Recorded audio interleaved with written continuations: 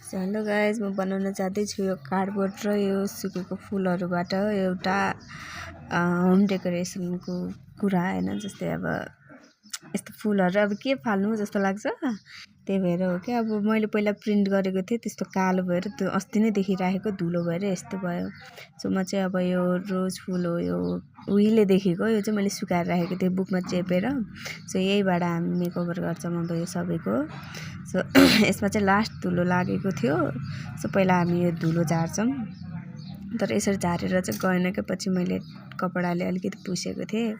यो युज गर्नको लागि चाहिँ हामी त्यो फेभिकल र अनि यो कार्डबोर्डको युज गर्छौँ। पहिला त्यो प्रिन्ट गर्दाखेरि यो अलिक कच्चाकुचुक भएको थियो यो पेपर, यो कार्डबोर्ड, अनि त्यही भएर अलिकति कुचुक्क भएको थियो।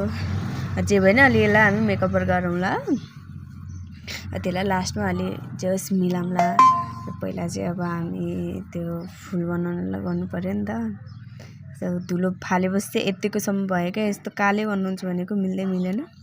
सो धुलो फालेपछि चाहिँ यत्तिकोसम्म चाहिँ भयो मेरो। अन्त उहिलेदेखि गर्छु भने हो नि त मैले, अनि गरेकै थिइनँ कि राखिरहेको थिएँ। यो फुलहरू चाहिँ अब पहिला अब ठुलोदेखि सानो सानो सानो या बिचमा यताउति मिलाएर राख्छु। पहिला यसरी राख्नु पर्ला, तर सिङ्गल हाल्दा नि राम्रो देखायो यार। के गरौँ भयो। यो लामो हो नि त कार्डबोर्ड, अनि के गरौँ भयो कि मलाई। सो फुलहरू भन्दा नि कार्डबोर्ड धेरै भयो। यत्तिकोसम्म चाहिँ बनाएँ मैले। कस्तो लाग्यो होला कमेन्टहरू गरिदिनु होला है। मैले चाहिँ यो धेरै भयो क्या, यो बुकमा चेपेर यस्तो गरेको हो। सो केही पुगेन भने कमेन्ट गरिदिनु होला। Thank you.